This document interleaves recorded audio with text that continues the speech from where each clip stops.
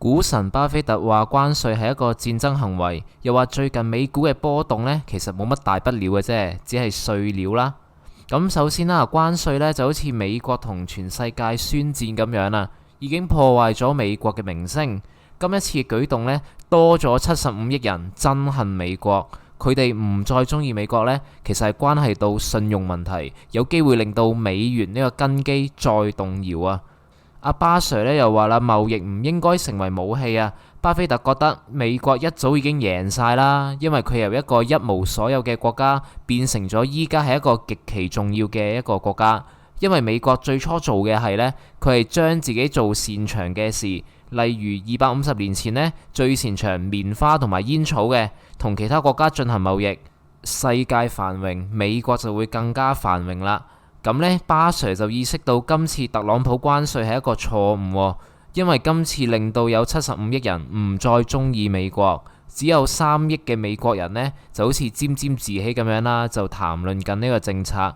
咁因此呢，就覺得呢次政策係好唔明智啊。咁好多經濟學家都話啦，最終關稅係會導致美國出現滯脹、經濟衰退、國民收入下降，同時間又出現滯脹，錢少咗，民生物品又貴咗，喂，咁我哋點生存呢？呢一個呢，就係巴 Sir 對關稅政策嘅睇法。咁發仔就覺得其實關稅政策有好多經濟學家已經推論到將來會發生咩事噶啦。咁最重要就係會唔會影響到我哋嘅投資決定呢？咁發仔嘅答案就係 no。根本最核心嗰樣嘢就係你要揾一套啱自己嘅投資方法，之後用熟佢，即使面對任何情況嘅底下，你都能夠運用呢一套方法，運用得得心應手啊！即係話個個輸大錢嘅時候，你就輸少啲；當個個贏大錢嘅時候，你都可以跟住佢哋贏。李小龍都講過啦，我唔怕練過10000種踢法嘅人，但係我怕一種踢法練過10000次嘅人。唔知你又 get 到幾多呢？ OK， 去到第二點，天量現金可以點樣做呢？而家巴郡超過3000億美元嘅現金，巴 Sir 又咁樣睇喎。佢最近就爭啲使咗100億喺一個 trade 嗰度啊，但係最尾都冇成事喎。巴郡願意用1000億美元去一個唔錯嘅機會喎，加上係巴菲特擅長嘅領域，物有所值，亦都唔怕出現虧損呢，就值得去馬。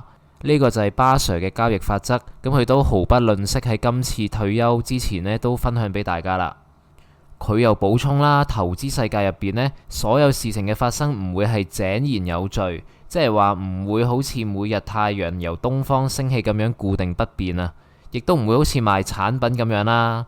咁佢嘅例子呢，就話啦，一年有200個交易日，咁佢已經經歷咗80年，即係話有16000個交易日。咁如果假設每日都有4個機會出現呢，嗱，如果唔係搞詐騙呢，唯一嘅問題就係個成交率啦。你可以捉到呢個機會幾多次呢？所以巴菲特就講啦，佢係經營緊生意啊。經營生意其實係一個非常非常機會主義，即係話帶有隨機性啊。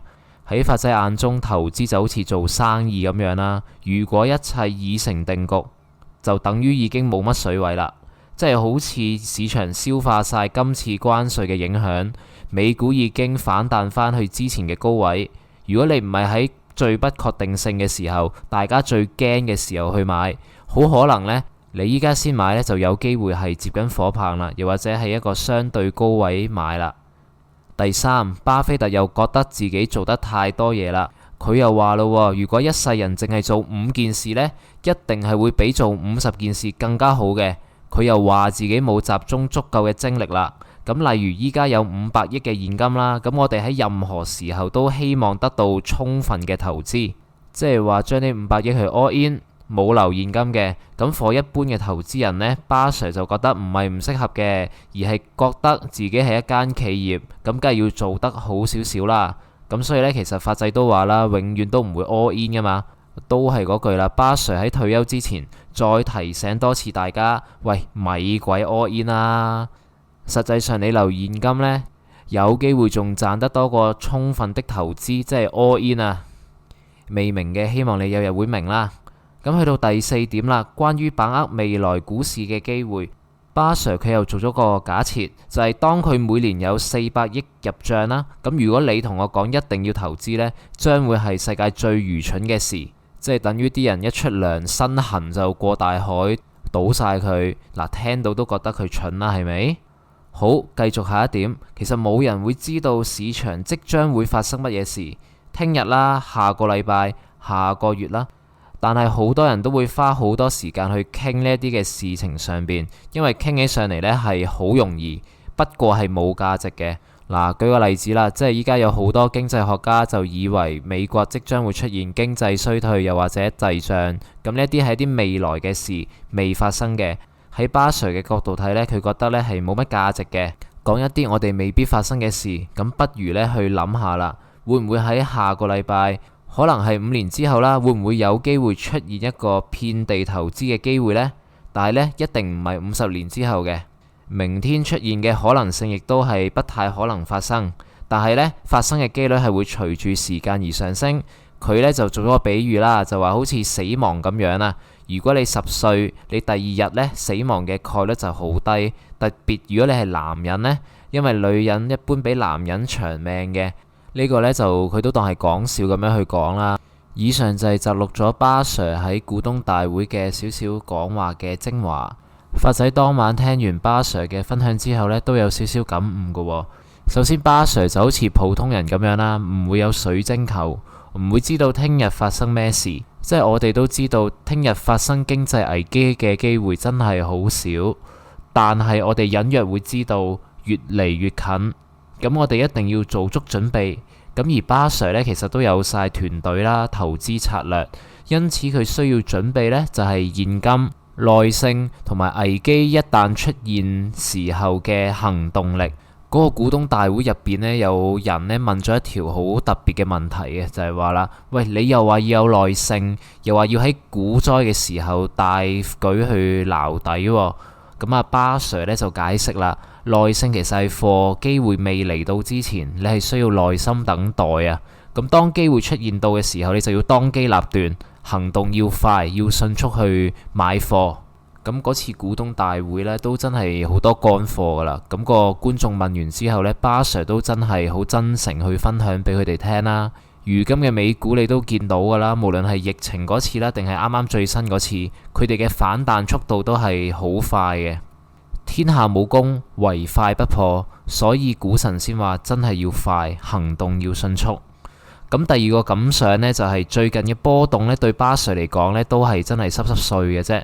佢已經 ready 好噶啦，喺5年之內出現一次遍地投資嘅機會，佢講得出呢個機會啊，咁好有可能呢，唔係今次下跌20%咁少啦，咁好有可能呢，就好似疫情嗰次咁啦，下跌大概33%，甚至乎好似金融海嘯咁樣下跌50%以上啦。咁無論佢幾時出現都好啦，你有冇記住巴 Sir 或者我俾你嘅心法先？永遠唔好 all in，因為你留有現金永遠都係賺得多過你 all in 嘅。同時啦，呢個巴 Sir 冇講到嘅，但係佢做咗出嚟嘅就係永遠唔好 all out 咋，即係永遠你唔好空倉啊！你會見到巴 Sir 佢即使5年內佢預計一定會出現投資機會都好，亦都唔會保留100%嘅現金嘅。咁所以如果你依家冇買到貨啦，係空倉嘅話，同時間你又唔想等佢5年嘅話，你係應該要揾一啲相對平嘅股票揸喺手，萬一佢哋喺下個金融危機殺到埋身之前，喂，爆升咗喎，咁我哋係咪 miss 咗今次機會先？嗱，咁發仔最近呢，就開咗一個100% freestyle 兼免費嘅2025年股災儲貨 TG Group。發仔喺入邊分享咗點樣去低位儲貨嘅實戰，完全係冇投資建議嘅。咁如果你已經係發仔嘅老友，又或者覺得發仔嘅 share 係啱你口味嘅話呢，都可以入嚟同發仔吹下水啦，同埋一齊儲下平貨。最後走之前都記得 like 啦，同埋 subscribe 我呢個嘅頻道。我哋下次再見，拜拜。